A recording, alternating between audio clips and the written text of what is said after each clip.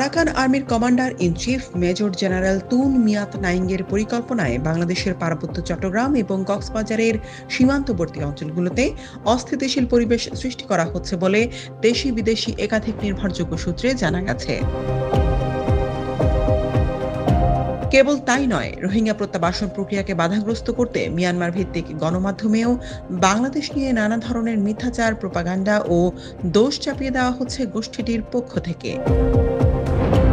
খোঁজ নিয়ে জানা গেছে, বাংলাদেশ নিয়ে আরাকান আর্মির কমান্ডারের নেতিবাচক মনোভাবের বিষয়টি ফুটে ওঠে দা ইরাবতীকে দেওয়া এক সাক্ষাৎকারের পর।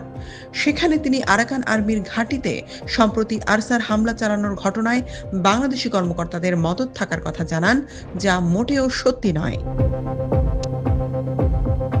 অনুসন্ধানে উঠে এসেছে, আরাকান আর্মির বাংলাদেশ নিয়ে একের পর এক ষড়যন্ত্রের ঘটনা ফাঁস হওয়ায় বর্তমানে সরকারকে চাপে রাখতেই এই ধরনের মিথ্যাচারের কৌশল বেছে নিয়েছে গোষ্ঠীটির প্রধান। তার নির্দেশনা অনুযায়ী কিছুদিন পরপর রাখাইনে পালিয়ে থাকা রোহিঙ্গাদের খুঁজে খুঁজে নির্যাতন চালানো হচ্ছে। সীমান্তে সংঘটিত করা হচ্ছে গোলাগুলির ঘটনা।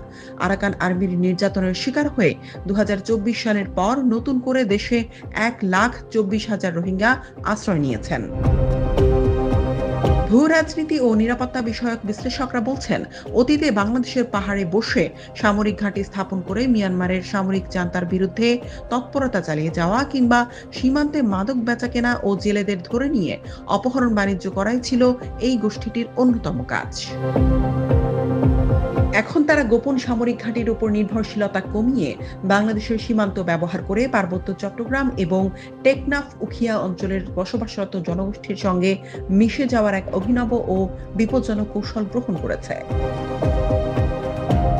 এই কৌশলে ইতোমধ্যে বান্দরবান সীমান্তে বাংলাদেশের প্রায় 10 কিলোমিটার ভেতরে বৈশালী ও জলকেলি উৎসবের আয়োজন করে আরাকান আর্মির সদস্যরা। পাশাপাশি খাগড়াছড়িতে এক মারমা কিশোরীকে কথিত ধর্ষণের ঘটনায় উদ্বেগ প্রকাশ করে বিবৃতি দিয়ে পাহাড়ের মানুষের জনসমর্থন আদায়েরও চেষ্টা চালিয়েছে। আর এই সবকিছুই আরাকান আর্মির commander in chief major general Tun Myat নাইংয়ের পরিকল্পনায় হচ্ছে বলে অনুসন্ধানে উঠে এসেছে। দেশের সচেতন মহল বলছেন, রোহিঙ্গা প্রত্যাবাসন প্রক্রিয়ায় আরাকান আর্মির কমান্ডার ইন চিফের সব ধরনের অপতৎপরতা রুখতে হবে।